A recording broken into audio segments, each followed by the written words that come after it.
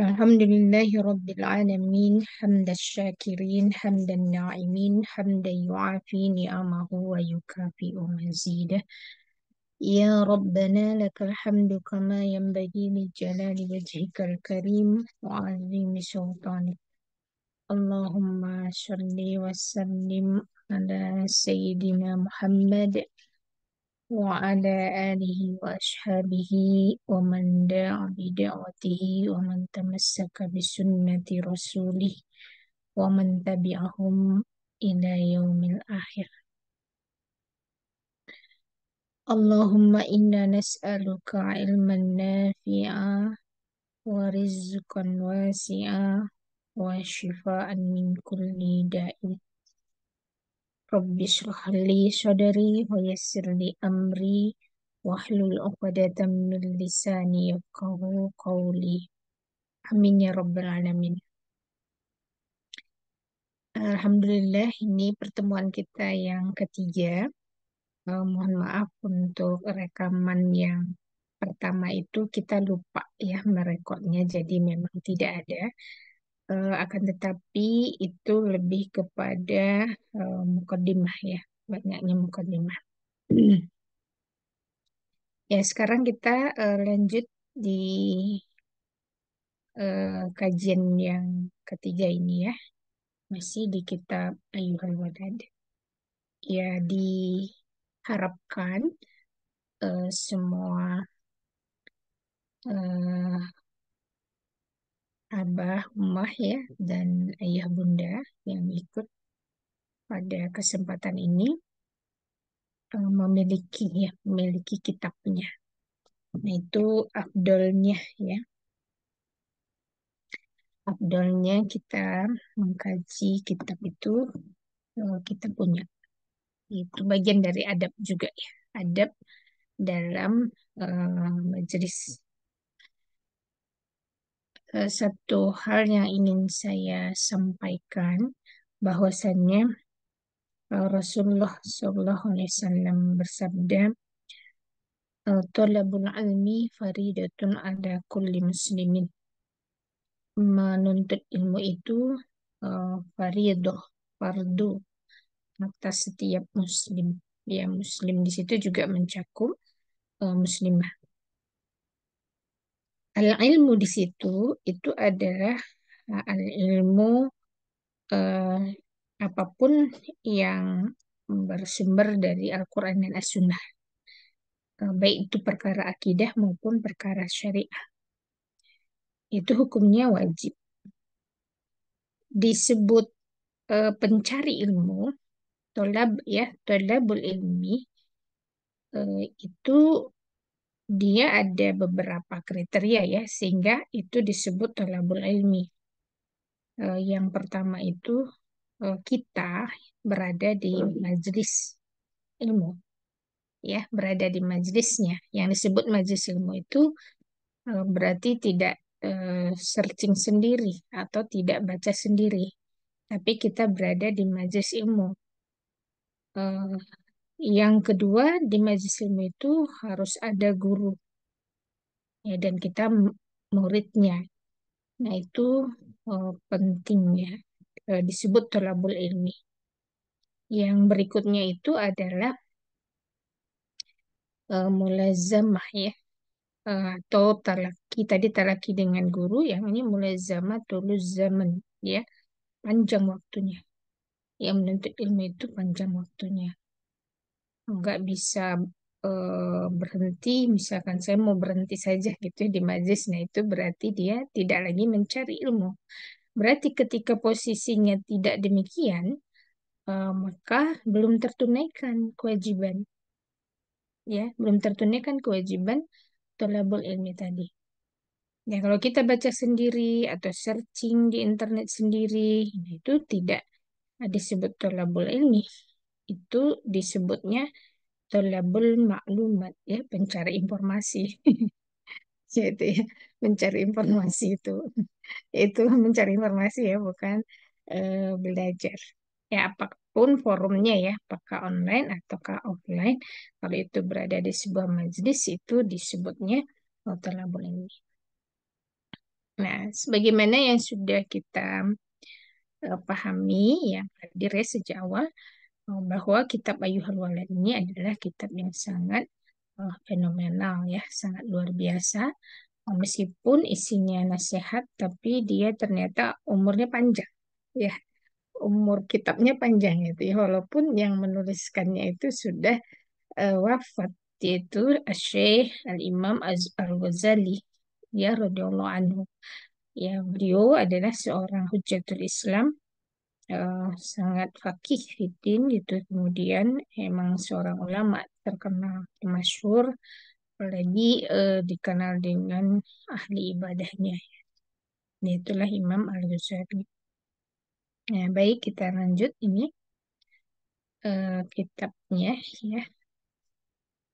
Qala al-musannifu Syekh Al-Allamah Hujjatul Islam Al-Imam Al-Ghazali radhiyallahu anhu fi kitabihi Ayyuhal Walad wa nafa'ana Allah bihi wa ulumihi fid dharain. Amin ya rabbal alamin. Ini masuk ke nasihat berikutnya. Ayyuhal walad, wahai anakku. Seorang guru memanggil muridnya dengan Ananda ya. Wahai Ananda, wahai anakku. Jadi posisinya Imam Al-Ghazali kepada murid itu selalu memposisikan diri sebagai seorang ayah kepada eh, muridnya itu ya.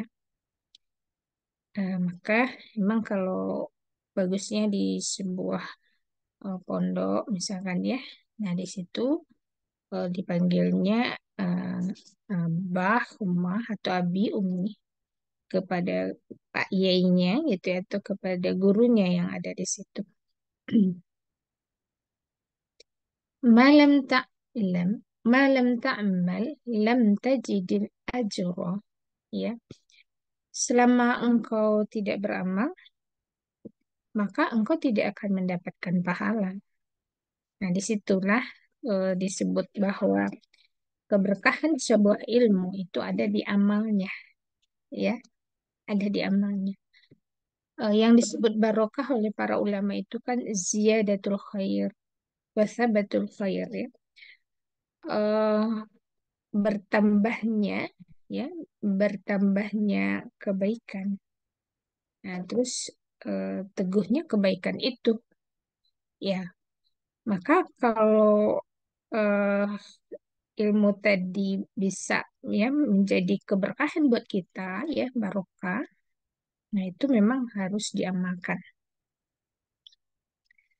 Hukiya anna rajulan fi bani Israila abadallaha ta'ala sab'ina sanatan.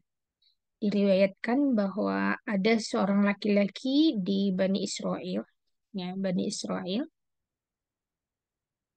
Bani Israel itu eh, nggak identik dengan Israel sekarang ya.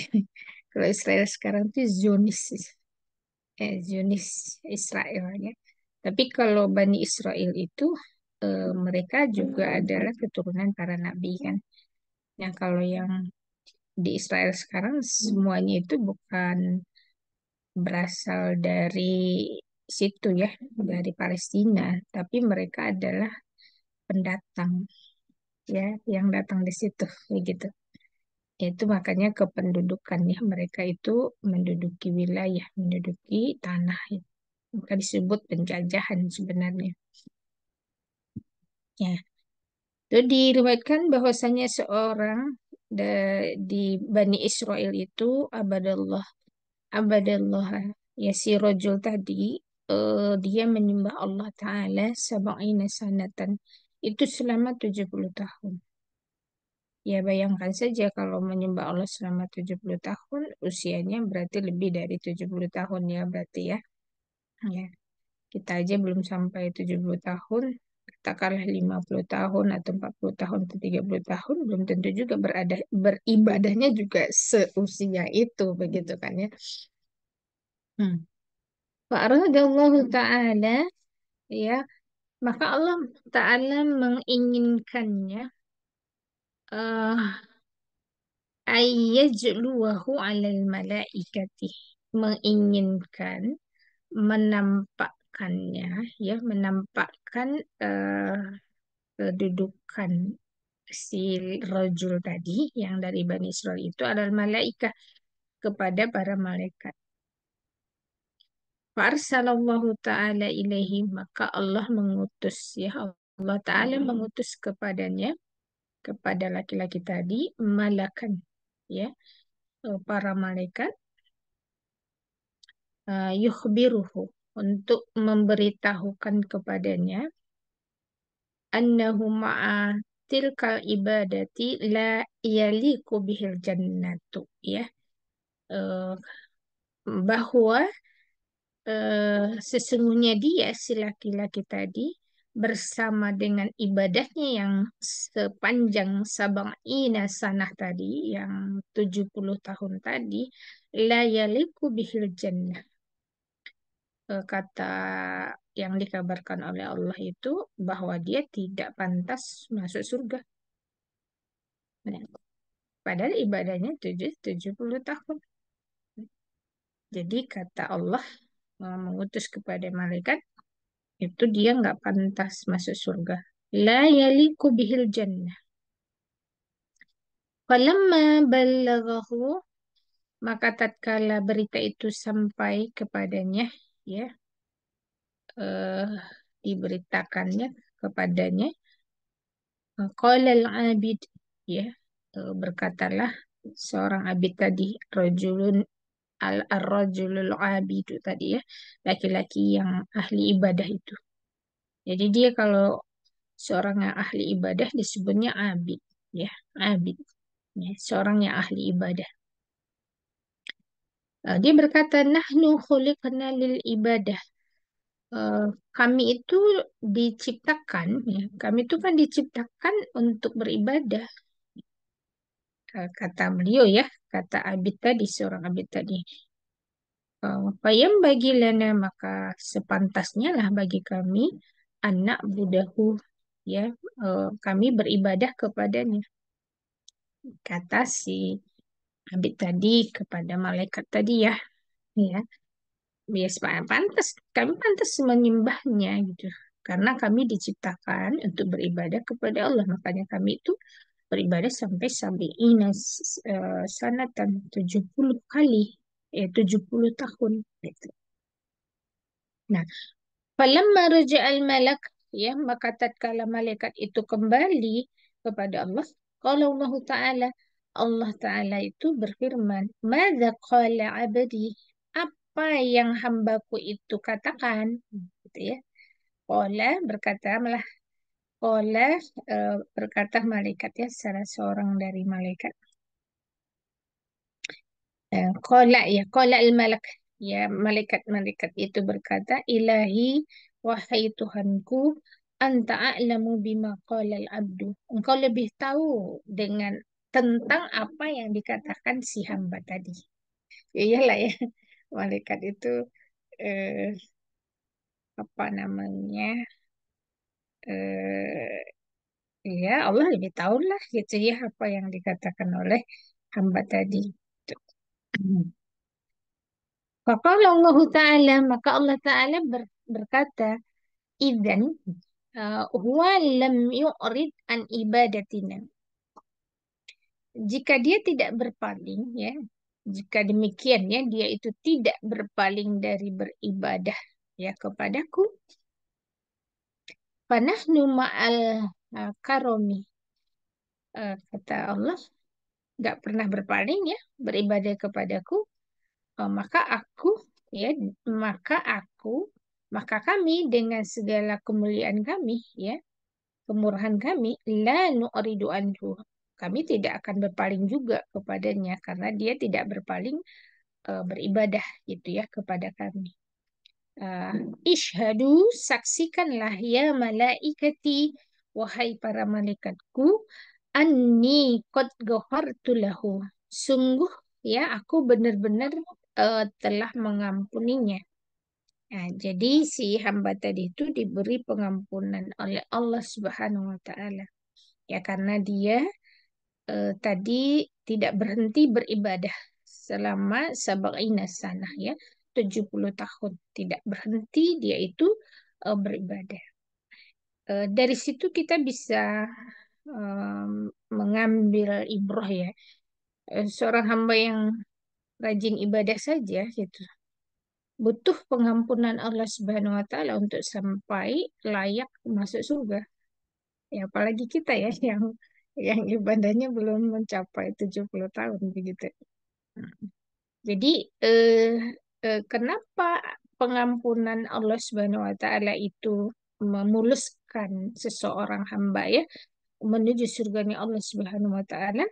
Ya karena kalau orang sudah diampuni ya dosa-dosanya kan saya habis ya. Dosanya selesai. Yang ada itu adalah pahala-pahalanya. Ya, ya otomatis dia akan masuk surga. Ya seperti yang difirmankan oleh Allah Subhanahu wa taala ya. Eh A'udzubillahi minasyaitonirrajim. Wasari'u ila magfiratin mir rabbika wa jannatin arduha samawati wal ard. Jadi yang diperintahkan kepada kita itu bersegera itu apa? Bersegera untuk meraih pengampunan Allah Subhanahu wa taala dulu. Bersegera meraih magfirah Allah Subhanahu wa taala. Ya barulah nanti eh, surga gitu. Ya, jannahnya yang kita bersegera menuju jannahnya. Maka eh, seyogyanya apa namanya permintaan ampunan kepada Allah Subhanahu wa taala itu setiap harinya kita lakukan itu harus lebih banyak. Bahkan Rasulullah SAW itu punya pola istighfar itu ada yang pola 70 kali kan, ada yang pola 100 kali dalam satu hari. Apalagi kita begitu ya. Nah, jadi Allah suka ya kepada kita yang selalu memohon ampun. Dia merendahkan diri di hadapan Allah Subhanahu wa taala atas dosa-dosa kita gitu.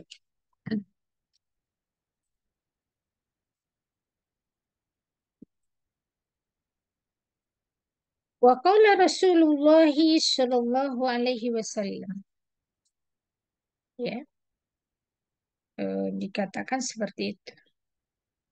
Rasulullah SAW berkata, hasibu ya, ini hasibu anfusakum qabla an tuhasabu wazinu a'malakum qabla an tuzanu ya. Hisap-hisaplah diri kalian sebelum kalian itu dihisap ya di yaumul kiamah. Jadi hisap-hisap dulu. Wazinu, timbang-timbang dulu amal kalian sebelum kalian ditimbang. Ya kelak nanti ditimbang di yaumul akhir. Nah, harus rajin tuh memuhasabahi diri ya. Sebelum melihat kekurangan ataupun kejelekan orang lain ya, terlebih dahulu coba menghisap diri dulu ya. Lebih banyak kita atau lebih banyak orang lain ya kan ya hisap-hisapnya pastilah kita akui sajalah gitu bahwa kita memang eh, banyak lalainya ya banyak dosanya tidak optimal gitu di dalam ketakwaan dan juga tidak optimal mengurusi urusan rumah tangga tidak optimal juga memerankan ummun warabatul bait ya tidak juga optimal memerankan sebagai seorang pengemban dakwah atau nggak sampai optimal ketika kita memerankan diri berakad-akad muamalah dengan orang lain. Itu tuh kan banyak ya yang perlu dihisap oleh kita itu. Bahkan eh, setiap malam itu harus sholat taubat harusnya. Ya kalau apa namanya Ustadz Abdul Somad itu pernah dalam ceramahnya itu mengatakan bahwa ketika malam hari itu terbangun jangan jangan langsung sholat tahajud. Yang pertama itu lakukan 2 rakaat sunnah wudhu, ya sunnah wudhu. Setelah sunnah wudhu itu 2 rakaat sunnah sholat taubat. Nah, barulah kemudian sunnah 2 rakaat laginya sholat sunnah hajat, minta hajat kepada Allah. Nah, barulah sholat tahajud dilanjutkan witir. Maka dari itu ulama itu rakaat sholatnya sehari itu banyak, ya banyak. Nggak mencukupkan diri hanya di sholat-sholat fardu yang hanya 17 rakaat. Bahkan ada sampai ratusan ya dalam sehari itu rakaat sholatnya. Wa qala Aliun radhiyallahu anhu,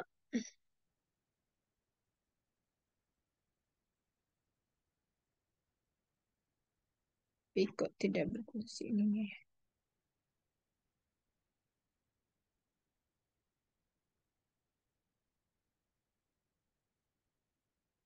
Oh, tidak berfungsi. Wa qala Aliun radhiyallahu anhu, man zanna annahu bidunil juhdi yashilu fahuwa mutma'annin. Wa man zanna annahu bibadlil juhdi yasilu. Mungkin bisa jahdi juga ya. Jahdi atau juhdi yasilu. Wa huwa mutma'annin. Ya. Imam Ali radhiyallahu anhu karamullahu wajhah juga ya. Gelar apa beliau itu? eh Doa untuk beliau ya. Ali. Aliun radhiyallahu anhu. Saudara sepupunya Rasulullah Sallallahu Alaihi Wasallam. Gini, man zanna annahu bidunil jahdi yasidu. Barang siapa yang menyangka, zanna ya, menyangka annahu bahwa sesungguhnya dia eh, bisa berhasil ya, berhasil apa sesungguhnya dia dengan mengerahkan upayanya dengan susah payah ya dengan susah payah tanpa tanpa lelah ya tanpa mengeluh untuk mendapatkan sampai ke surga dia akan sampai ke surga ini tuh orang yang mengira bahwa dengan kesungguhannya itu dalam beribadah ya dalam menunaikan seluruh syariat yang terkait dengan perbuatan dia itu dia lakukan itu sungguh-sungguh. Dia menyangkanya dia akan bisa sampai ke surga ya. Nah, kemudian disebutnya itu bahwa mutmanin gitu ya. Sesungguhnya orang itu sebenarnya berangan-angan. Kita terjemahkan lagi dulu ya.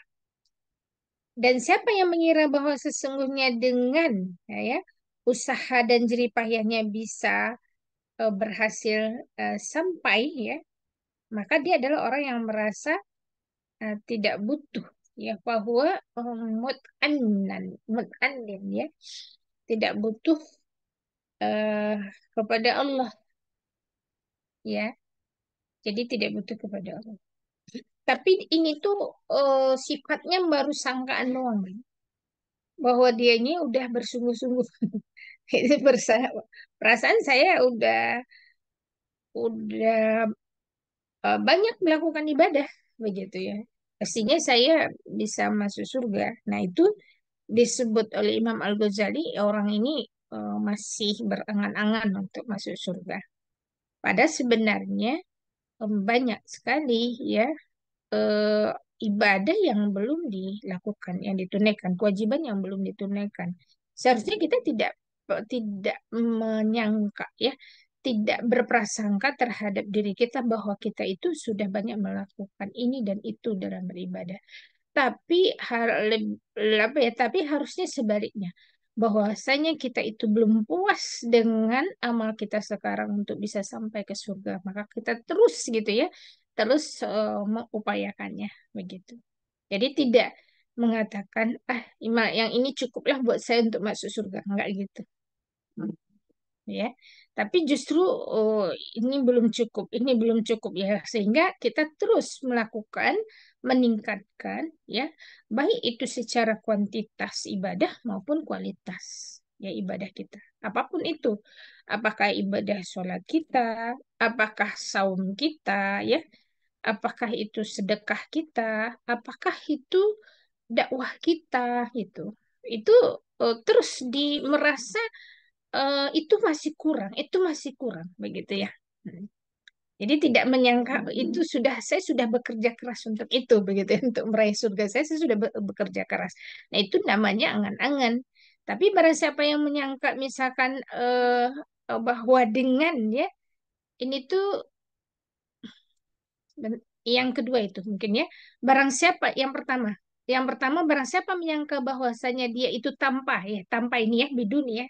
Saya kurang lihat tadi. Biduni tanpa usaha yang keras itu bisa masuk surga, maka dia berangan-angan.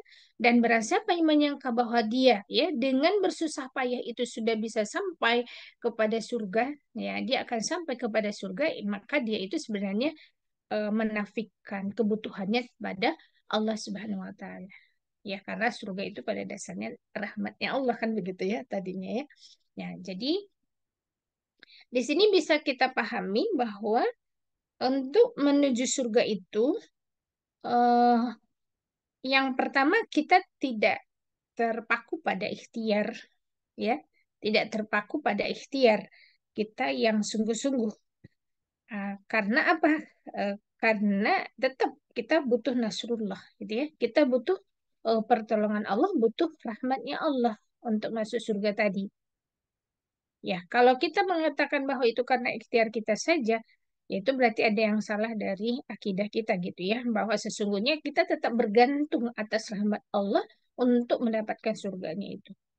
Nah, itu satu. Kedua, kita juga tidak apa namanya, tidak bertumpu pada kalau tadi bertumpu pada ikhtiar atau tanpa ikhtiar begitu. Kalau kita tanpa ikhtiar, berarti kita nggak menjalankan syariat. Ya, ada yang salah berarti dari konsep syariat kita bahwa sesungguhnya untuk mendapatkan surga itu ya harus menjalankan syariatnya Allah Subhanahu wa taala. Ya.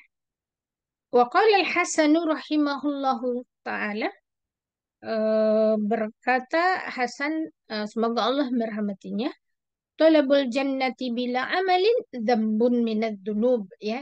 Mencari surga ya dikatakan di situ mencari surga tanpa beramal itu termasuk dosa dari sekian banyak dosa. Mau mencari surga tetapi nggak ada amalnya gitu ya. Nah, ya kita itu kan gitu, banyak angan-angan tapi pengen masuk surga tapi apa namanya? Sholatnya masih malas gitu ya. Masih lalai, tahajudnya masih kurang gitulah, belum istiqomah, tilawah Qurannya juga kurang ya gitu ya, khatamnya setahun entah keberapa atau nggak khatam-khatam kan begitu begitulah kita ya. Jadi ya pengennya masuk surga begitu ya, pengennya masuk surga. Nah ini sebenarnya dambun minadzunub itu ya, satu satu dosa dari sekian banyak dosa, termasuk dosa gitu kalau orang itu mencari surga tapi nggak tanpa amal.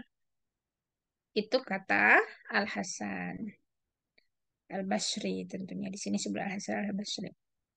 Waqala alimun.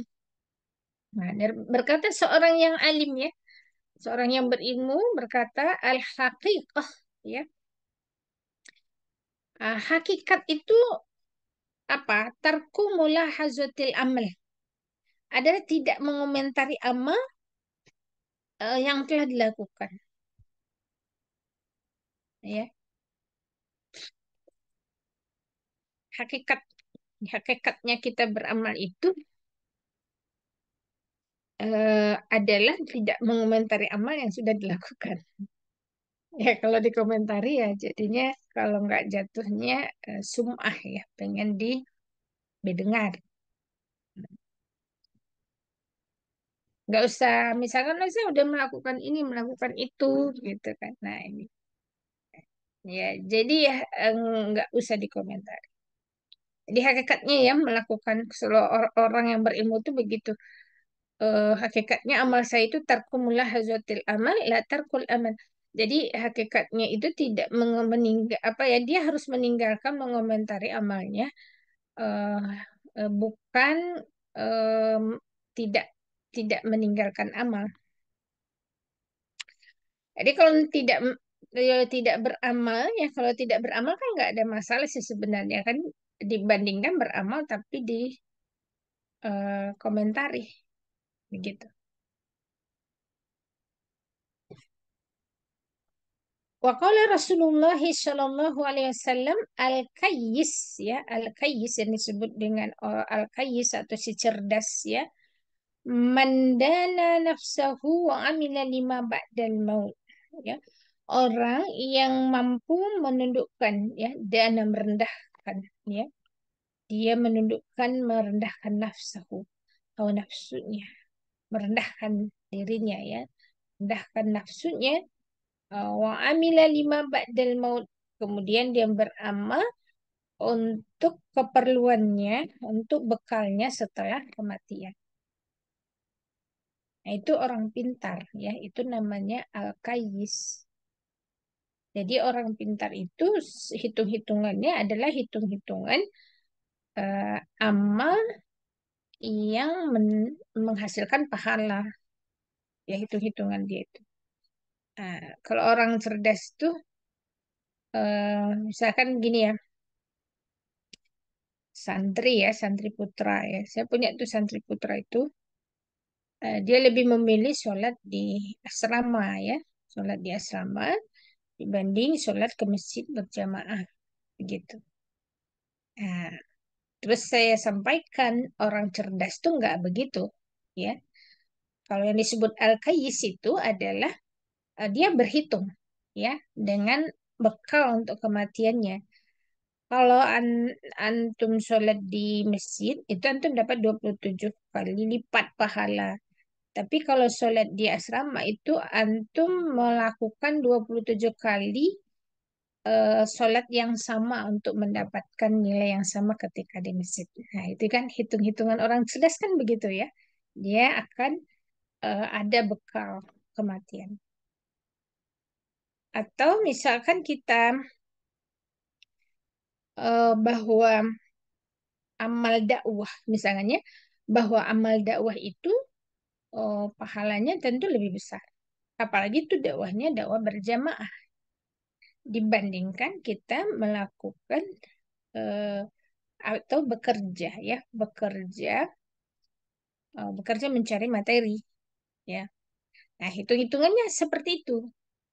Jika misalkan itu lebih ya menguras energi kita di pekerjaan dibandingkan di dakwah, ya hitungannya lebih baiknya ya nggak nggak memilih pekerjaan yang menguras waktu kita untuk yang lain gitu ya, selain dakwah misalkan.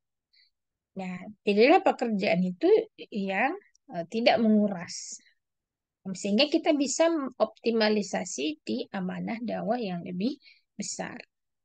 Nah, itu hitungan-hitungan orang cerdas ya, orang cerdas. Sedangkan wal ahmaku dan orang yang bodoh man atba'a nafsahu. Itu orang yang mengikuti hawa nafsunya. Wa tamanna ala Allah. Sedangkan dia berangan-angan kepada Allah. Jadi gitu ya. Udahlah ibadahnya itu tidak mengambil yang terbaik gitu ya. Pahalanya juga ala kadarnya. Udahlah amanah, amanah dakwah misalkan diambilnya juga yang paling ringan. Ya seperti yang paling ringan. Nah, tapi berangan-angan masuk surga. Nah, ya begitu ya. Nasihat yang ini. Nah, lanjut ya. Nasihat berikutnya,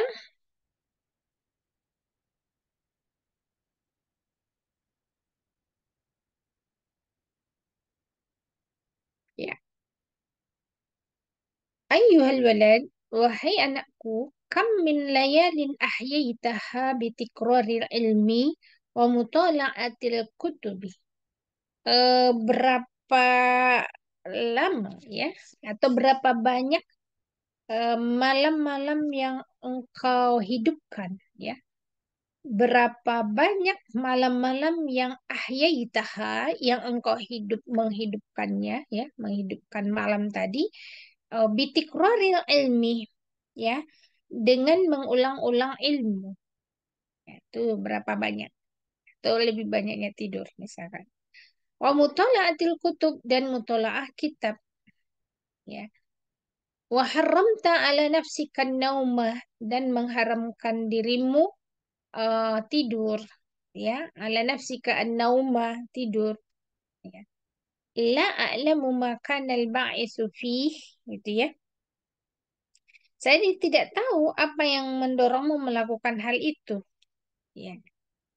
Ada nggak misalkan kita ya, di antara kita itu menghidupkan malam ya, sepertiganya misalkan untuk ilmu, sepertiganya untuk untuk tidur, sepertiganya lagi untuk ibadah.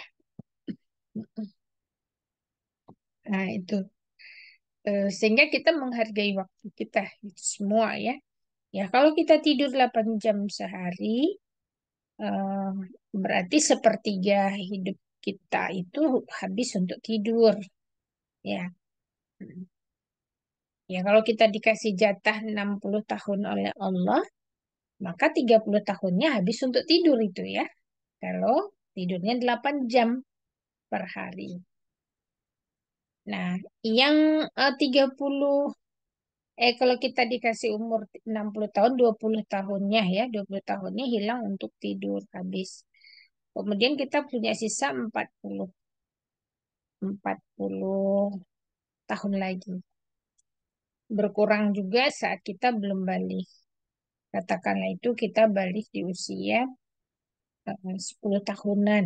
Nah, habis juga kan ya itu ya, tidak dihitung soalnya amalnya. Berarti tersisa 30 tahun. Nah, apakah 30 tahun itu kita gunakan untuk ilmu, ya, untuk ibadah, atau untuk dakwah itu, atau kita ya itu tadi ya, untuk ibadah menghidupkan malam-malam untuk ilmu, kemudian mempersiapkan agenda-agenda dakwah juga di malam harinya. Nah, itu bagaimana? Gitu ya. Nah, kalau misalkan itu dilakukan, misalkan ya, aku tidak tahu kata Imam Al-Ghazali apa yang mendorongmu untuk yang demikian. Kalau bisa seperti itu, mendorongmu itu apa? Ingkana niyatuka naila aradid dunya, jikalah niatmu itu untuk meraih ya kedudukan dunia, memperoleh harta dunia, wa jadzaba hutamiha, dan mendapatkan ya kedudukan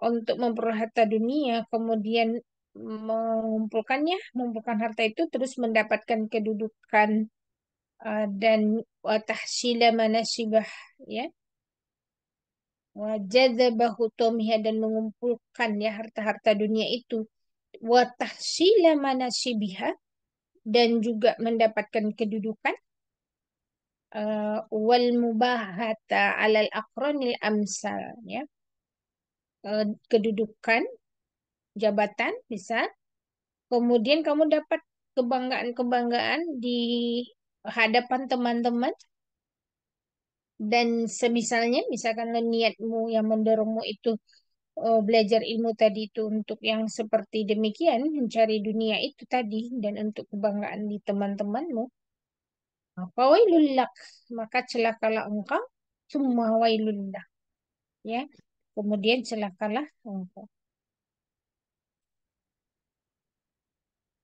Nah, jadi celaka kalau misalkan ilmu yang kita pelajari itu adalah untuk dunia. Wa in kana qasduka fihi ihya asyariatin nabi sallallahu alaihi wasallam, Dan jika qasduka ya, tujuanmu ya menghidupkan di dalam belajar tadi ya di tengah malam tadi ihya ya menghidupkan syariat Nabi Shallallahu Alaihi Wasallam wa tahdhiba akhlaqih gitu ya wa tahdhiba akhlakika dan juga untuk memperbaiki akhlakmu.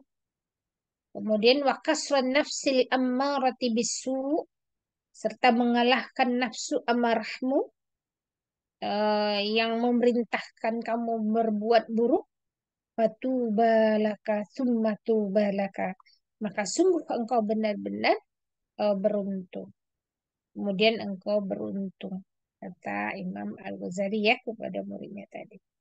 Jadi niat kita di dalam tolabul ilmi dan juga di dalam mengamalkan ilmu tadi itu semata-mata niatnya ini ihya syariah ya. Walaqad sadaqa man qala dan sungguh telah benar orang yang berkata saharul uyuni li ghairi wajhika da'iun ya. Eh berjaganya mata ya berjaganya mata untuk selain wajahmu adalah sia-sia. Syair ya orang berkata. Maksudnya dia sholat tahajud tapi besoknya ngasih tahu ke orang gitu ya bahwa dia sholat tahajud sekian rakaat kemudian untuk mendapatkan pujian dari manusia atau mendapatkan kedudukan ya. Nah itu dok ya. Itu adalah kesia-siaan karena berjaganya matanya tadi untuk selain Allah Subhanahu wa taala. Wa buka'uhunna li ghairi faqdika batilun ya. Kemudian menangisnya mata ya, menangisnya mata karena selain kehilanganmu ya, selain kehilanganmu kepada Allah ya, selain kehilangan Allah, maka itu adalah batil.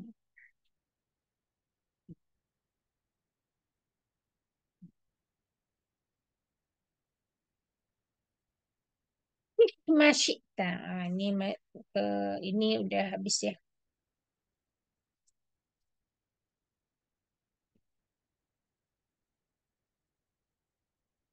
Nah,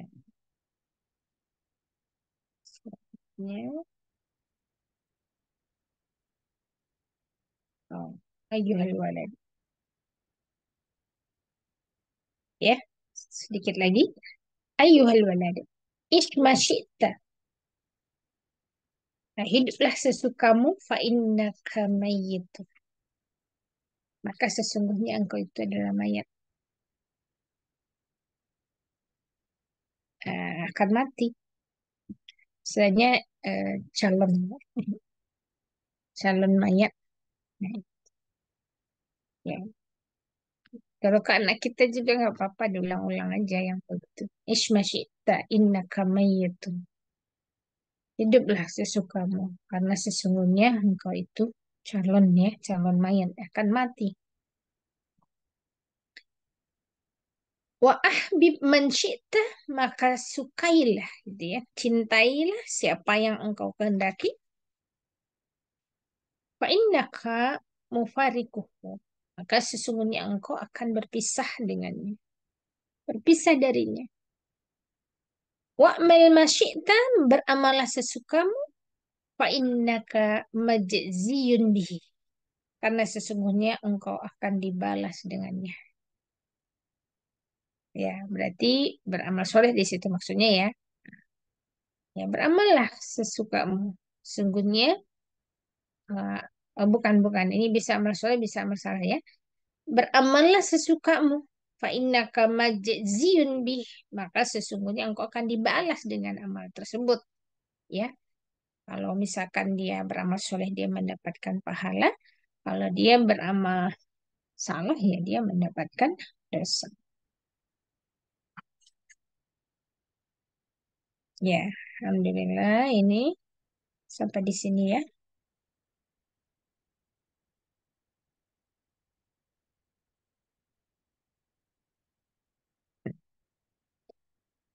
Atau kita teruskan satu lagi ya.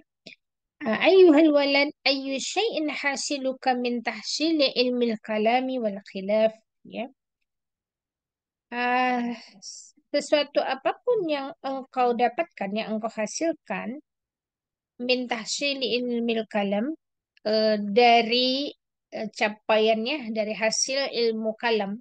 Ya, ilmu kalam ini ilmu ilmu apa namanya membahas tentang zatnya Allah. Ilmu kalam itu apakah Allah eh, menciptakan perbuatan kita atau tidak. Nah, itu ya. Nah, wal khilaf itu perdebatan. Watib ilmu kedokteran. Wadawawin ya, ilmu diwan ini koleksi wadawawin ini wal ash'ari al ash'ar itu apa koleksi syair. Wan nujum dan juga perbintangan. Kemudian wal arud persajakan. Wan nahwi ilmu nahwu dan ilmu syaraf ghairu tadyi'il umur. Nah, selain menyanyiakan umur bijalal dil jalal ya karena menyelisih Allah yang maha agung. Nah, ini dikatakan ya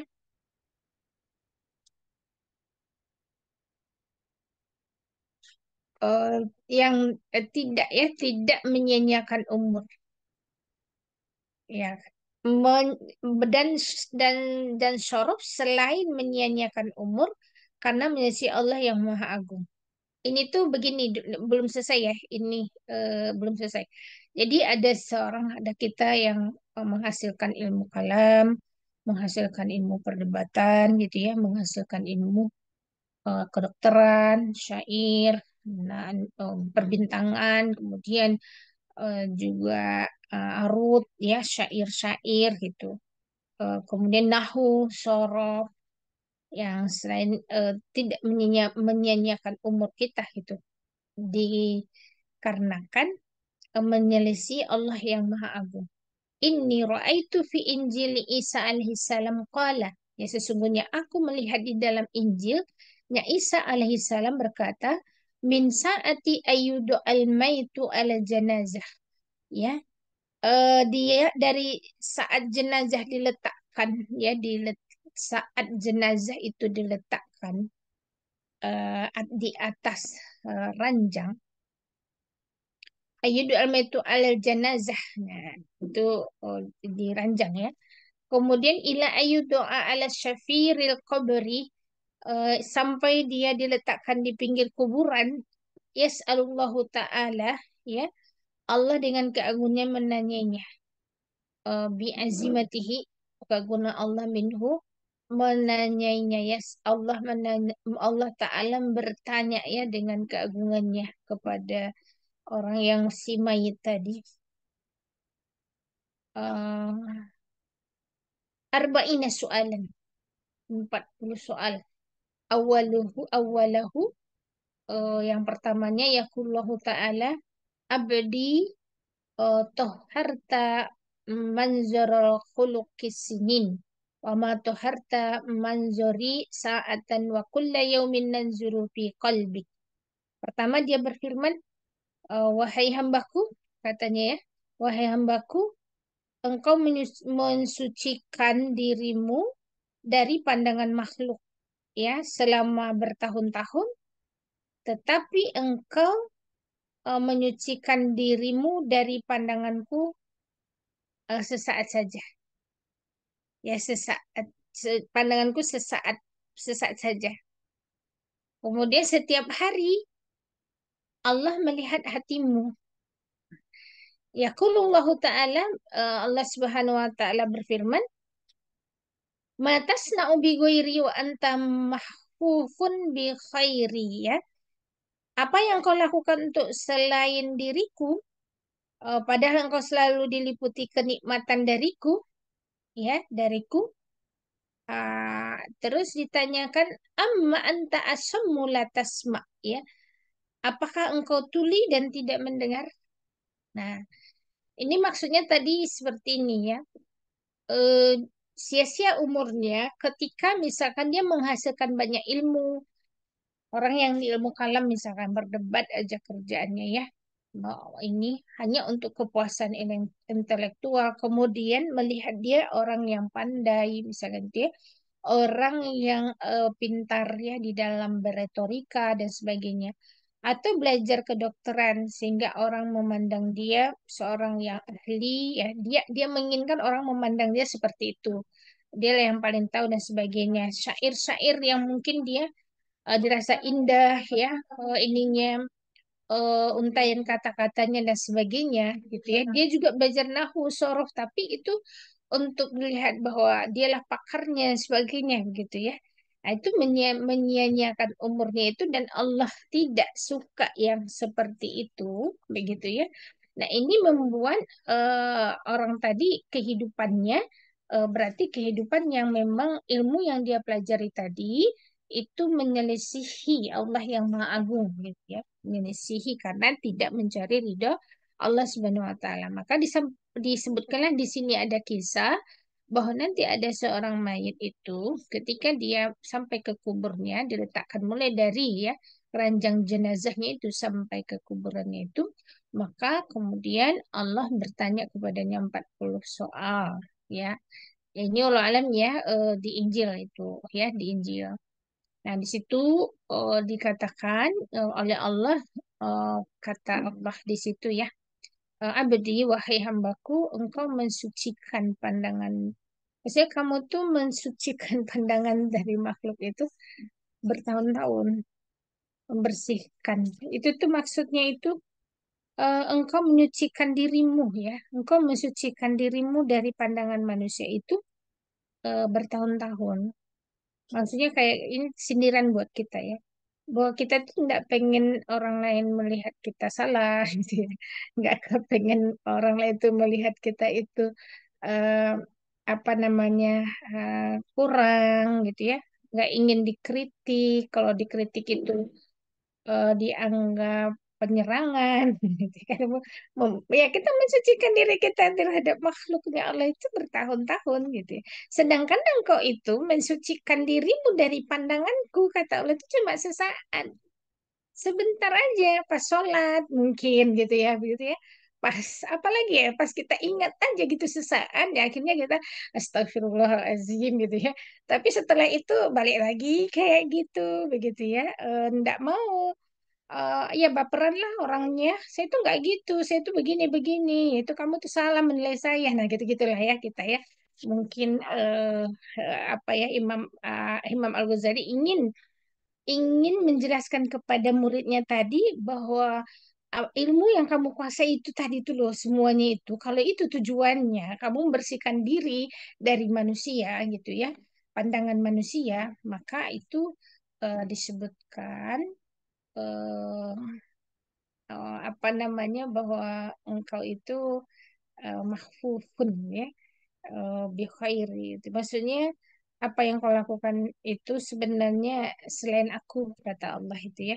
Padahal kata Allah itu aku yang selalu memberi engkau nikmat. Ya. Padahal aku yang selalu memberi engkau nikmat gitu.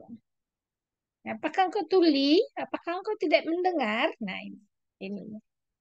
Mudah-mudahan kita nggak seperti demikian. Kita ingin menjauhkan diri dari yang demikian. Dengan adanya sosial media itu ya rangsangan untuk apa ya mensucikan diri kita dari pandangan manusia sih emang banyak ya, banyak kesempatan gitu ya. Ini penuh dengan ini ya, penuh dengan nafsiah sih sebenarnya. Bagi kita sebagai seorang pelajar ya, sebagai seorang tolib ya, tolibah ya, thalibatul ilmi, ya, penuntut ilmu, ya betul-betul harus membersihkan ya niat kita dari pandangan-pandangan manusia, dari mencari ridho manusia. Ya, ya seperti itu mungkin yang bisa kita kaji sampai di sini. Nanti insya Allah Selasa depan kita lanjut ke bahasan yang berikutnya. Sekarang kita beri kesempatan untuk berdiskusi ya.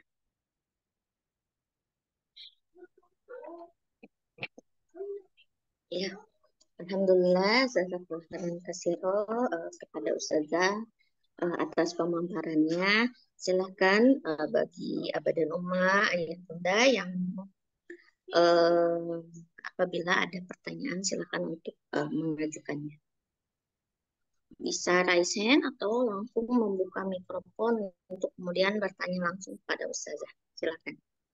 Izin bertanya, Ustazah. Ya, Silahkan. silakan. Ustazah, jadi aktualnya pada kehidupan kita sehari-hari ini, sebaiknya apa yang kita lakukan? Kita kan melakukan hablu minallah, seperti yang tadi Ustazah bilang, sholat tahajud, duha, dan sebagainya. Itu keep silent aja gitu ya, diam aja gitu. Maksudnya atau gimana Ustazah? Mohon Mm-mm. diperjelas. Iya, Bu. Iya.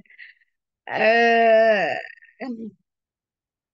Emang itu secara tujuan kan kalau melakukan ibadah itu kimah ruhiyah kan, kimah ruhiyah. Kimah ruhiyah itu nilai takarub ya, nilai idraksillah billahnya kita ya, kesadaran kita berhubungan dengan Allah Subhanahu wa taala, dan itu cukup kita dengan Allah saja. Saya pikir itu nilainya tinggi. Dan di saat itu nggak ada seorang pun yang tahu begitu ya. Kemudian apa yang kita minta kepada Allah, dengan membujuk gitu ya, merajuk kepada Allah Subhanahu Wa Taala ya terhadap persoalan-persoalan hidup kita. Saya yakin Allah itu langsung ijabah. Insya Allah. Nah itu tingkat keikhlasan yang paling tinggi ya saat melakukan kebaikan kemudian melupakan kebaikan itu. Ya. Tapi bagaimana Ustazah dengan grup ya? Kan ada beberapa grup kayak grup duha, grup tahajud gitu ya, yang memang Hmm. kita saling memotivasi, kemudian nanti kita lapor gitu. Kemudian kalau lagi jadi admin, bertugas menjadi admin, salah satu tugasnya membangunkan member lain yang gitu pada saat Hmm. tahajud gitu saja. Juga mengingatkan untuk duha gitu. Nah, Hmm. secara pribadi juga kita lapor gitu ke grup tersebut. Nah, kalau gitu gimana hukumnya saja? Sebenarnya kan kalau hati orang nggak ada yang bisa mengetahui ya. Itu hanya dirinya dengan Allah. Kalau sekiranya misalkan itu ada merusak ya, merusak kalbu kita, saya pikir nggak usah dilaporkan. Nggak usah laporkan. Karena rangsangan-rangsangan seperti itu tuh gangguan hati juga, Bu. Menurut saya begitu ya. Kalau kita ingin mendakwahkan seorang, memotivasi seorang, ya cukup memberikan pemahaman-pemahaman dan kalimat-kalimat motivasi ya, tanpa melaporkan bahwa kita sudah melakukan. Ya, ketika kita melaporkan itu kan ada yang setan itu kan halus banget ya, ya halus begitu untuk oh itu kamu belum laporan, nanti disangka orang kamu nggak duha kan gitu. Itu setan tuh kan gitu ya sampai sampai ke situ membisikkan ke kita. Akhirnya, oh iya saya harus laporan biar biar orang biar saya terlaporkan. Itu kan beda tipis sebenarnya, sangat tipis begitu. Itu kalau laporannya sih saya pikir di skip. Kalau misalkan memotivasinya silahkan. Itu mungkin amalan buat kita gitu. Walau Nah, alam. Mm-mm. ya, ya. Berarti sebenarnya kalau gitu ya keluar dari grup ya karena salah satu apa namanya aturan untuk ikut di dalam grup itu yang melaporkan gitu Ustazah. Iya, ini mah tujuan melaporkan apa, Bu? Diupdate gitu saja. Jadi ada laporan namanya, siapa yang sudah duha, Eh, siapa yang belum. Nanti eh, diupdate lagi ke Kormin, ke pusat gitu saja. Emang ada apa ya namanya komunitas mm, nih ya, komunitas mm, duha, komunitas tahajud yang gitu saja. mm. Iya, kita nggak membutuhkan penilaian manusia untuk melakukan itu sih intinya. Itu aja sih, Bu. Iya. Ya, ya, syukur saja. Ya, ya. Syukur saja. Iya, Assalamualaikum. Waalaikumsalam warahmatullahi. Ya, silakan Waalaikumsalam yang lain. warahmatullahi. Ya, ada dari Oh, ya, silakan. Dengan siapa dan dari mana?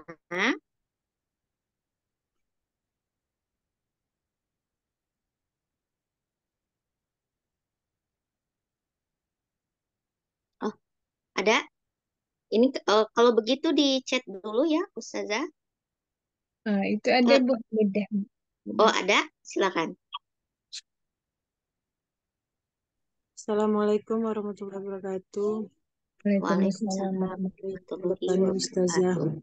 Masya Allah, luar biasa kitabnya, pesannya menggugah. Yang jadi pertanyaan saya itu begini, Ustazah. Diam dulu. Terkadang kan, ini kan sebenarnya kitabnya ini untuk kita menjaga hati kan gitu Ustazah ya. Mm-mm. Menjaga hati, ya, berilmu, diamalkan kan begitu ya. Kayak tadi kan Iya, sia-sia belajarnya tadi kalau memang hatinya nggak ke Allah, nggak untuk Allah seperti itu Ustazah. Jadi terkadang misalnya ketika kita berdakwah gitu ya, rupanya ada yang memuji lah begitu Ustazah. mm-mm. Wah enak lah, saya mau sama sama Ustazah Hamidah lah, nggak mau sama yang lain, nah, misalkan gitu kan. Mm. Udah tuh ya enak penyampaiannya begini. Itu namanya setan itu halus ya Ustazah. Ya nanti sedikit agak rasa ada yang ujub gitu kan atau apa, cuman memang dialihkan lah ya Allah, astagfirullah gitu ya, apa istighfar gitu kan, ilmu hanya milik Allah ya, seperti itu gitu.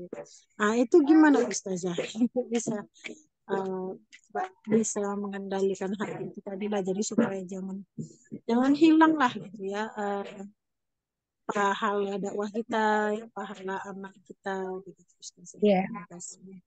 Assalamualaikum. Hmm.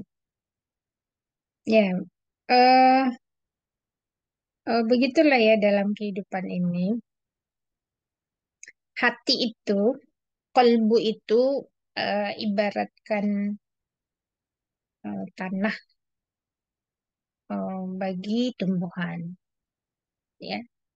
Jadi kalau tanahnya penuh hama, penuh penyakit, gitu ya, maka tumbuhan juga nggak mau tumbuh di situ. Ya, tidak mau tumbuh ya dia di situ. Ria, misalkan. Kemudian eh, ya hati itu gitu kayak tanah itu. Misalkan kalau hati kita ria, pengen dipuji, kemudian kita merasa lebih baik, kita merasa lebih berilmu, kita merasa paling rajin, banyak lah ya sakit penyakit hati itu gitu ya, banyak banget gitu ya.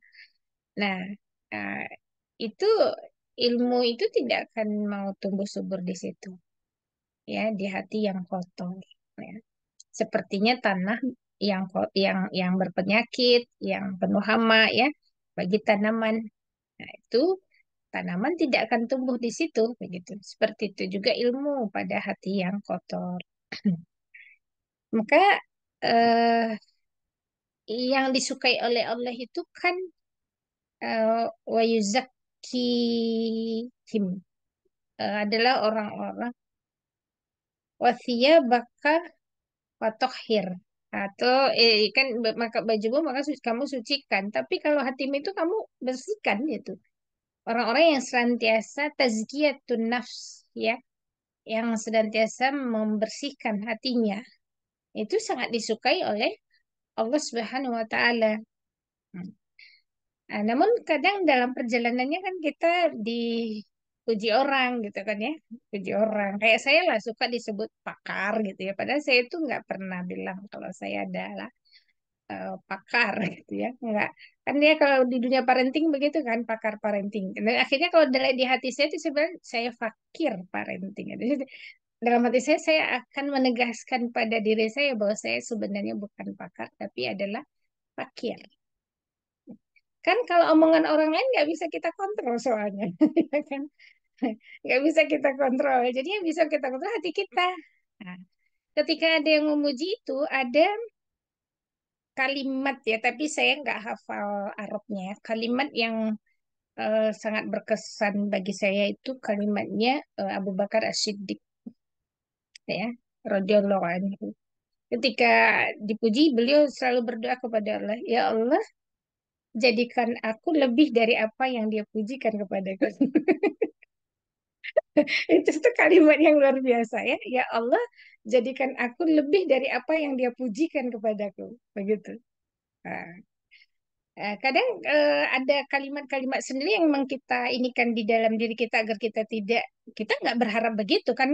Maksudnya yang jelas tidak ada berharap untuk dipuji orang begitu. Kalau orang lain muji itu kan bukan wilayah kita kan gitu ya. Dan itu udah nggak dikendalikan oleh kita. Tapi ketika itu kita dapatkan itu, ya maka kalau saya sukanya demikian sih kalau misalkan Ustazah doain anak saya ya semoga seperti Ustazah. Saya kira ada begitu kan ininya omongannya. Saya suka untuk menegasikan bahwa saya bukan seperti apa ya yang dibayangkan gitu ya. Saya juga pun banyak salah dan dosa begitulah ya. Banyaklah kekurangannya. Kita juga sambil semuanya dalam pembelajaran juga itu. Nah, suka menegaskan kalimat, nggak begitu Bu doanya, harus lebih baik dari Yanti Tanjung. Tak begitu-begitu. Itu tuh untuk menetralkan hati gitu. Ya, walaupun kan kita udah mengucapkan kalau orang memuji kan wajarnya mengucapkan alhamdulillah kan begitu ya. Ya udah di hati aja itu mah gitu ya. Alhamdulillah ya Allah, jangan buat hati saya menjadi mencari ridho manusia. Ya, tapi yang saya inginkan itu cari ridho Allah saja gitu dalam hal ini. Nah, maka tidak mengharapkan apapun kalau itu kaitan dengan hati. Ya kalau itu kaitannya dengan akad-akad kan boleh ya Bu ya mengharapkan materi dan lain-lain kan itu boleh saja kan gitu.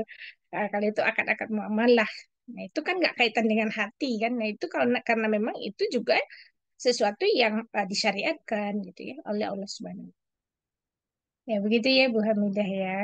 Nah, doanya Abu Bakar aja. Ya Allah jadikan aku lebih baik dari yang dipuji oleh mereka. Begitu. Syukran Ustazah. Segini saya. Ay, amin. Oh, iya, khairan. Ya, baik. Alhamdulillah. Ada lagi, Uma, yang mau bertanya langsung? Silahkan. Boleh di chat ya. Oh ya, oh ya, silahkan. Ibu Anita Dengan ya. Uma Anita ya, silakan. Bismillahirrahmanirrahim. Saya mau bertanya, Ustazah, kemarin kan ada juga yang apa lagi namanya? Ini masih terkait komunitas seperti yang ditanyakan oleh ini tadi. Siapa tadi yang terkait tentang Ya, komunitas tahajud? ya. Heeh. Ibu Faye dan Itu Sarah. ya, kebetulan saya sempat mendengar pernyataan dari Ustaz Adi Hidayat bahwa apa kalau komunitas itu untuk membangun habit itu masya Allah gitu. Cuma memang perkara hati ini siapa yang tahu. Cuma kemarin juga itu ada yang sempat memberikan pesan bahwa sebenarnya kalau masalah hati itu mau dalam komunitas ataupun di luar komunitas itu masih banyak sekali masih bisa ada kemungkinan ria. Kalau dalam komunitas mungkin bisa dinilai oleh orang, tapi ketika kita sendiri juga terus kita merasa bahwa wah saya bisa tuh sendiri tanpa harus bergabung, itu juga bisa, maksudnya artinya dua-duanya itu banyak peluang setan ya untuk membuat kita senantiasa merasa bangga, ujub dengan kehebatan amal seperti itu. Heeh. Jadi kata ini saya lupa tulisan dari siapa itu yang saya sempat baca. Jadi intinya memang dimanapun kita berada mau sembunyi atau terang-terangan gitu, memang harus selalu hati itu di apa disucikan gitu katanya Ustazah. Hati itu disucikan karena memang apa setan itu akan selalu selalu membuat amal kita itu gagal gitu. Itu bagaimana Ustazah tanggapannya terkait tentang ini? Gitu. Ya. Kalau berbicara masalah ria, yang disebut ria itu adalah itu eh, dia mencari ridho manusia eh, saat dia melakukan amal tersebut. Emang diniatkan untuk itu.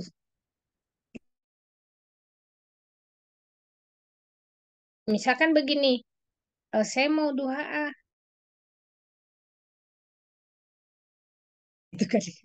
Nah, itu tuh udah salah niatnya, gitu. Ya, itu serentak dengan amal yang dia lakukan. Tapi kalau nggak serentak dia amal yang lakukan, itu tidak disebut ria, disebutnya sum'ah, Ibu. Ya, misalnya dia kan sholat duha sekarang nih, ikhlas karena Allah, iya kan? Nah, ikhlas karena Allah tuh, saya sholat duha, nggak karena siapa-siapa, karena Allah. Tapi, gitu misalkan, ini kita punya grup nih, tahunya harus dilaporkan. Kemudian adalah di itu ditulis bahwa kita sholat duha. Nah, kalau tujuannya tadi untuk diketahui oleh manusia, untuk didengar manusia, saya khawatirnya itu disebutnya sum'ah gitu, ya, untuk didengar atau untuk apa namanya diketahui, ya, diketahui oleh orang. Nah, tapi beda kalau misalkan ketika kita nggak melaporkan di grup itu, ya sum'ahnya kan terhindar. Istilahnya ya, istilahnya itu sum'ah itu juga pekerjaan hati sih. Kalau nggak ada niatnya misalkan, oh saya cuma untuk laporan aja. Cuma kan tujuan untuk melaporkan itu juga apa kan gitu kan harus harus jelas juga, ya kan? Intinya untuk diketahui kan intinya gitu. Tapi itu untuk apa begitu kan? Nah, oke, kita misalkan ketika kita nggak melaporkan di grup, itu jauh lebih mudah untuk aman. Nah, paling riaknya itu, masa sih kita riak misalkan melakukan sholat dia, saya sholat duha, nanti mau gimana gitu kan? Pastinya enggak lah ya ketika kita melakukan sholat duha itu ya karena Allah. Ya, persoalannya setelah sholat duha itu persoalannya. Kadang kita bercerita, aku sholat duha lo tadi. Kalian nggak sholat duha ya gitu. Kalau nggak sholat duha tuh gini gini gini. Nah itu tuh kan untuk sum'ah dia begitu. Nah dua-duanya dosa sih. Ya Allah alam ya Bu ya.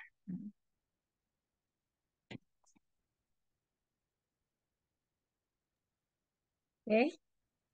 Oh iya. Iya, tangkap sudah tangkap Ustazah, jazakillah khair. Baik, Ustazah, kita sementara ke apa ini chat dulu ya. Ya sebelum ke Umu ya, Umu Hanifah ya. Ke, ya, sebelum ke Ummu Hanifah kita ke chat dulu. Izin bertanya Ustazah, bagaimana tips agar bisa menjaga keikhlasan? Lalu bagaimana terkait kita sholat tahajud dan hajat, lalu kita meminta sebagian dunia, misal rizki, lalu karir suami agar lebih baik itu bagaimana? Ya, apa namanya menjaga keikhlasan ya. Menjaga keikhlasan itu pertama harus paham ya ikhlas itu apa kan begitu ya. Nah, ikhlas itu tohurun niyah itu ya. Niat yang suci hanya semata-mata mencari ridho Allah, tidak mencari ridho manusia. Dalam artian si amal tadi ya eh, hanya untuk Allah ya yang esa ya. Hanya untuk Allah saja. Tidak mengakui Allah tapi mengakui yang lain gitu. Itu namanya ria kan ya. Iya memang ini sholat saya untuk Allah tapi juga untuk yang lain gitu ya, untuk manusia juga. Nah itu berarti mendua ya, mendua itu tidak disebut ikhlas, nggak murni ya, nggak murni. Nah, itu eh, berkaitan dengan syahadat kita sih sebenarnya itu ya, asyhadu an la ilaha illallah, menafikan La ma'budu illallah. Ya, tidak ada yang pantas disembah kecuali hanya Allah Subhanahu wa taala. Ya, ada nggak ada sedikit pun kemusyrikan. Ya, la tusyrik billah. Nah, itu yang harus kita pahami. Nah, kemudian keikhlasan itu eh, dijaga ya dengan ilmu, kemudian melatih ya membersihkan, selalu membersihkan hati kita. Kalau sekiranya ada dibelok-belokkan oleh kitanya atau oleh was-was setan misalkan, ya kita segera istighfar, ya segera meluruskan kembali ya niat kita tadi, niat beramal. Misalkan ketika kita niat sholat, ya pastinya kan karena Allah ya. Tapi karena udah ada orang lain tuh ada niat-niat lain misalkan gitu. Nah, itu segera diluruskan kembali. Ya, nah, insya Allah terus dilatih. Begitu kita apa ya berusaha dengan keras, Allah yang menurunkan itu, ya, menurunkan hati yang ikhlas itu. Sebenarnya begitu, ya. Ya, jadi ada ketemu ketemu hamba yang semata-mata mencari ridha Allah ini berusaha keras dengan Allah yang juga memberikan rahmat ya kepada dirinya ya kepada hatinya itu membersihkan hatinya. Nah, maka keikhlasan itu pun akan dia dapatkan tanpa harus eh, ada gangguan apapun dia nggak bergeming ya tidak bergeming mau dikasih pujian bagi manusia ataupun tidak dikasih pujian hatinya sama. Nah, itu indikasinya. Paham ya? Jadi dipuji manusia atau tidak dipuji manusia, perasaan hatinya itu sama, nggak berbeda sedikit pun. Nah, itu memang butuh butuh riadoh ya, butuh riadoh terus dan butuh membersihkan hati terus ya. Nah, itu gunanya kita belajar kitab-kitab para ulama. Nanti kita akan tahu jalan-jalan para ulama di dalam mengikhlaskan hati. Ya, kemudian atau kita bersama orang-orang yang senantiasa ikhlas. Nanti juga kita nemukan tip-tipsnya eh, kenapa ya dia bisa seikhlas itu. Mendekat dengan orang-orang yang ikhlas. Nah, itu ya tip berikutnya itu ya. Jadi jangan mendekat pada orang-orang yang kalau berjuang ya di dalam dakwah itu untuk mencari dunia gitu. Jadi bukan mencari akhirat. Nah, kalau sholat tahajud kita minta sesuatu, ya itu sah-sah saja. Bahkan memang harus begitu kan. Itu harus dibedakan itu, dibedakan antara niat kita tahajud itu kan niatnya memang karena Allah tahajud itu. Sisi lain berdoanya memang kita diajarkan minta doa apa saja yang kita inginkan, hajatnya, hajat kita. Kita inginkan rezeki yang lapang, kita inginkan usaha kita itu sukses. Ya justru kita mintanya kepada Allah.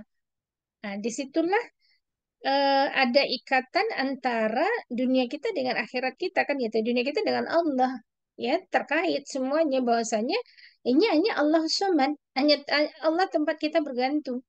Ya, hanya Allah saja ini yang bisa eh, me, apa namanya menyukseskan ikhtiar saya gitu ya di dalam bisnis dan lain-lain. Bahkan saya, Bu, dulu ya minta televisi aja saya minta sama Allah. Dulu tuh. Kemudian apa lagi? Kemarin saya minta apa ya? Pokoknya minta dicukupkan kebutuhan santri aja karena memang udah kosong gitu rekeningnya itu. Sore sore saya berdoa, malamnya ada yang transfer tuh. Itu saya sudah sangat yakin yang kayak gitu. Nggak pernah apa ya kosong rekening yayasan misalnya. Itu nggak pernah gelisah.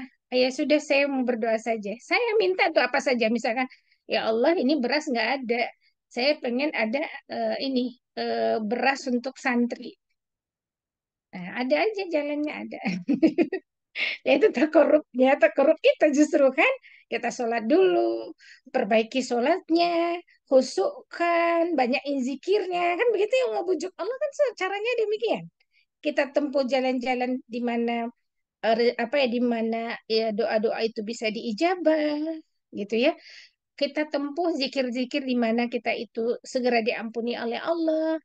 Nah, kan banyak eh, informasi yang datang kepada kita dari hadis itu. Kalau kamu baca ini, insya Allah akan dikabulkan apa yang menjadi hajatmu, kan gitu. Ya, bahkan untuk kelulusan anak di perguruan tinggi pun saya minta sama Allah, ya Allah luluskan anak saya bernama ini. Ini yang saya baca panjang-panjang tuh namanya yang selengkap-lengkapnya. Nah itu, ya, ya dikabulkan. Tapi ada juga yang nggak dikabulkan, ya sudah bersabar kan begitu ya. Nah, tapi alhamdulillah itu rata-rata memang bisa dikabulkan. Nah, itu karena Allah suka kita meminta. Nah, kenapa kita nggak apa ya? Kok ini susah banget sih ya? Oh ya, mungkin kurang itu tadi ya, kurang dekat gitu dengan Allah. Jadi kita itu sedekat itu gitu loh dengan Allah sehingga apapun kita omongkan, ya, apapun kita bicarakan. Nah, ini harus dibedakan ya antara ketika kita melaksanakan sholat dengan ketika kita berdoa. Itu hukum dua hal yang berbeda kan. Kalau misalkan kita sholat tahajud itu kan memang emang mencari ridho Allah memang, bukan pujian manusia. Oh ya, satu lagi ya, yang disebut niat itu kalau menurut ulama itu kategorinya dua. Ada yang tahur niyah, ya tahur niyah itu ini semata-mata mencari ridho Allah, itu niat yang suci. Nah, tapi ada juga yang disebut husnul niyah, ya. Husnul niyah itu niat baik. Nah, itu niat baik tuh, Bu. Kayak minta minta rezeki kepada Allah gitu ya, karena itu niat baik. Untuk apa namanya? Oh ya, untuk dakwah saya ya Allah, untuk pendidikan anak saya ya Allah, kan begitu kan? Ah, itu niat-niat baik. Niat-niat baik. Nggak apa-apa, sebanyak apapun tuh niat baik nggak masalah. Ya, silahkan ya. Itu nggak mengurangi bobot ya, bobot dari ibadah tadi. Nah, Allah Adam. Baik, alhamdulillah. Selanjutnya mungkin terakhir dulu ya dari Ummu Hanifah. Silakan. Ya, Bismillah. Assalamualaikum warahmatullahi wabarakatuh.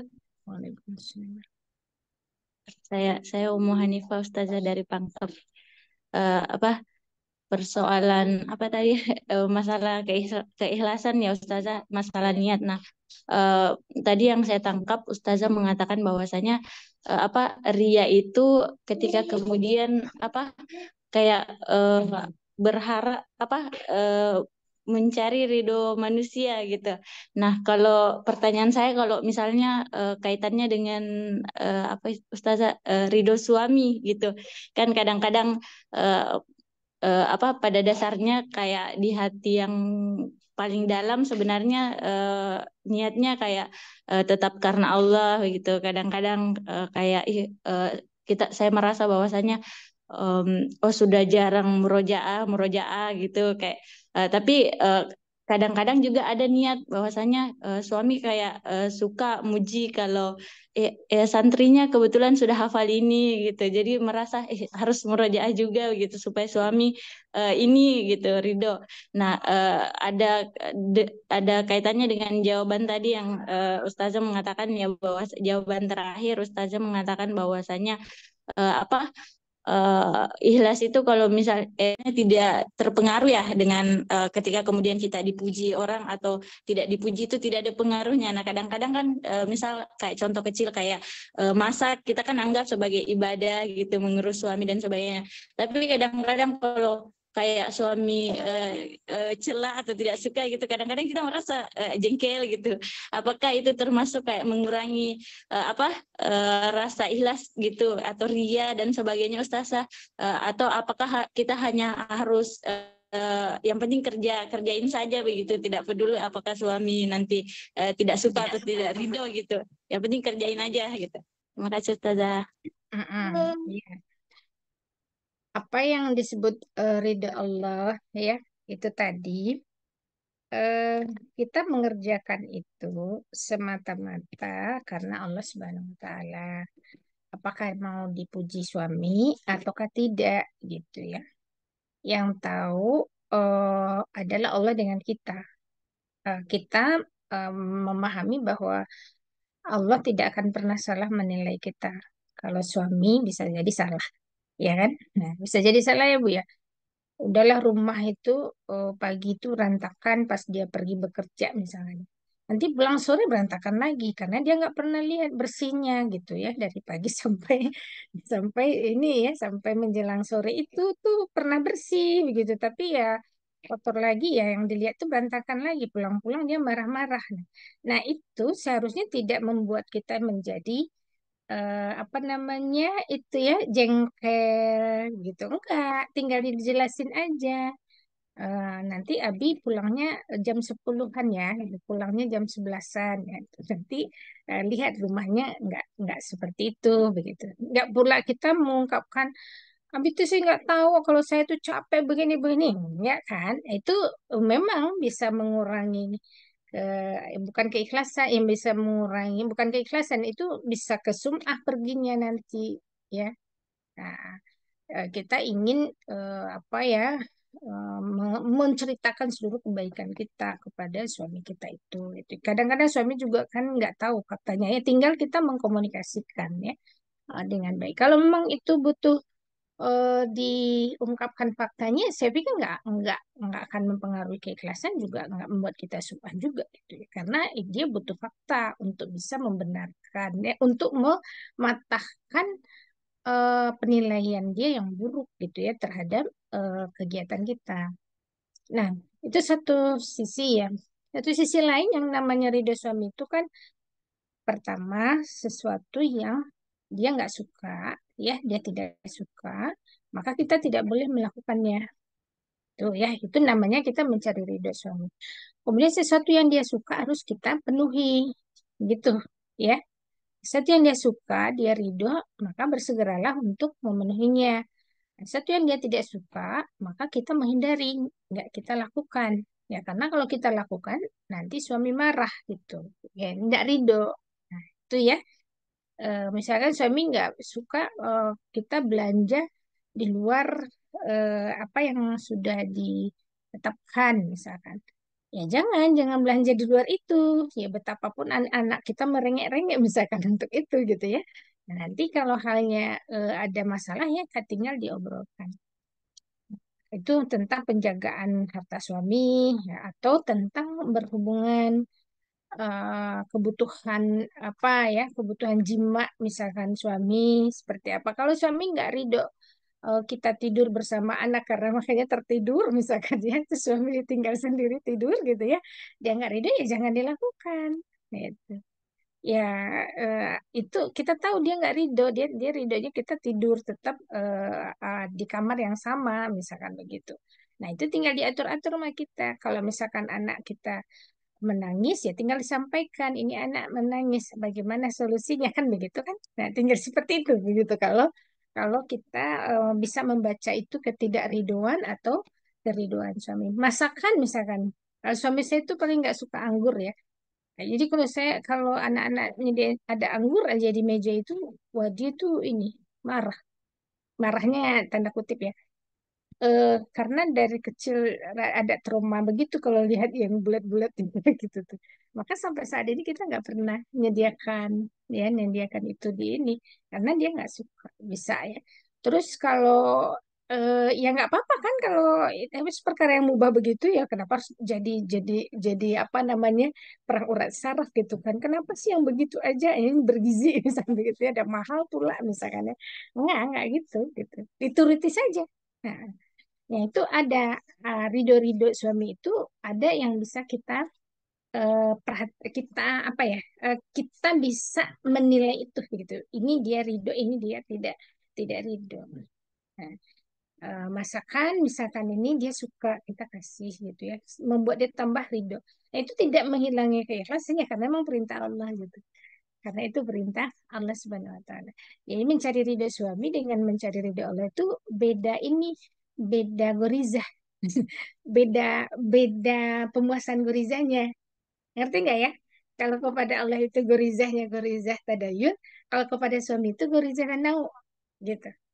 Keridoannya itu. Paham ya? Nah, insya Allah ya. Jadi bukan bukan bukan gorizah tadayun juga gitu yang muncul ke suami itu, bukan, itu lebih ke pemuasan gorizah nau ya, membuat dia makin sayang ke kita kan, begitu kan kalau ridho itu ya. Sayang, kemudian jadi harmonis rumah tangganya dan sebagainya gitu. Nah, walaupun berujung karena itu perintahnya Allah Subhanahu wa taala ya. Allah a'lam bishawab. Ya, gimana Ummu Hanifah? Ada tanggapan? Iya, tidak ada Ustazah. Jazakillah khair. Ya, ya. Baik, saya kira cukup dulu ya Ustazah karena waktu Ya, sebentar lagi menjelang maghrib. Insya Allah kita akan melanjutkan lagi di pekan depan di hari Selasa. Sebelum kita akhiri, mungkin pesan-pesan saja penutup untuk hari ini Ustazah. Silakan. ya. Eh, apa ya? Ikhlas itu sebenarnya ada di surat Al-Ikhlas. Intinya begitu ya. Ada di surat Al-Ikhlas yang hanya mengakui Allah itu Ahad, Allahus Samad. Nah, jangan bergantung pada manusia atau pujian tadi ya dan lain-lain. Bergantung saja sama Allah. Istilahnya kalau kita bergantung pada manusia itu pastinya kita eh, nggak mengakui Allah gitu tempat bergantung. Kemudian Allah tidak beranak dan tidak diperanakan, itu sudah jelas tuh ya. Nah itu lagi awalam yakul lahu kufuwan ahad. Allah nggak setara dengan yang lain. Jadi jangan disetarakan ya. Nah, kalau Allah itu al-Khaliq, kita itu makhluk, nah itu ya beda ya. Jadi jangan mengambil posisi Allah ketika kita mau mengatur kehidupan, begitu. Ya, karena yang membuat aturan itu dalam hidupnya al-Khaliq, bukan makhluk. Nah, itu. Jadi anggota dewan misalkan ya, wakil-wakil rakyat itu mereka mengambil posisi ya, posisi Allah sebagai al-Khaliq ini membuat aturan, padahal mereka adalah makhluk begitu ya. Jadi itu ada di surat Al-Ikhlas itu sendiri, di mana di ayat-ayatnya tidak ada kata al-ikhlas ya. Nah, tidak ada kata al-ikhlas. Nah, tapi maknanya semuanya ikhlas ya. Itu mungkin yang bisa saya sampaikan. Mudah-mudahan kita semua bisa diingatkannya dengan kitab ini dan juga banyak faidah yang bisa kita ambil ya pada sore hari ini. Dan semoga ya kita semakin membersihkan ya, membersihkan kolbu-kolbu kita yang mungkin ya masih berkerak ya, banyak ya kerak-kerak kotorannya gitu ya. Yaitu kalau itu sudah dibersihkan insya Allah ilmu itu futuh ke kitanya ya. Apa ya, ilmu itu mudah juga untuk kita amalkan ya. Demikian al-afu minkum wabillahi taufiq wal hidayah. Wassalamualaikum warahmatullahi wabarakatuh. Waalaikumsalam warahmatullahi wabarakatuh. Jazakillahu, terima kasih Waalaikumsalam warahmatullahi wabarakatuh. ya kepada Ustazah yang sudah berbagi ilmunya dengan kita semua. Mudah-mudahan kita semuanya bisa menjadi manfaat bagi kita. Jazakumullah khairan katsiran juga kepada Ummahat, Abah dan Ummah yang sudah hadir di sore hari ini menyediakan waktunya begitu ya untuk berkumpul di majelis ilmu hari ini. Semoga kita diberi keistiqomahan untuk kemudian melanjutkan kembali insya Allah di pekan depan. Mohon maaf apabila ada yang kurang berkenan. Mari kita akhiri saja kajian di sore hari ini dengan istighfar 3 kali, doa akhir majlis dan hamdalah. Astagfirullahaladzim, astagfirullahaladzim, astagfirullahaladzim. Subhanakallahumma wa bihamdika, asyhadu an la ilaha illa anta, astaghfiruka wa atubu ilaik. Walhamdulillahirabbil alamin. Wassalamualaikum warahmatullahi wabarakatuh. Waalaikumsalam warahmatullahi wabarakatuh. Warahmatullahi Syukron Ustazah. Waalaikumsalam warahmatullahi Jazakallahu wabarakatuh. khairan, Ustazah.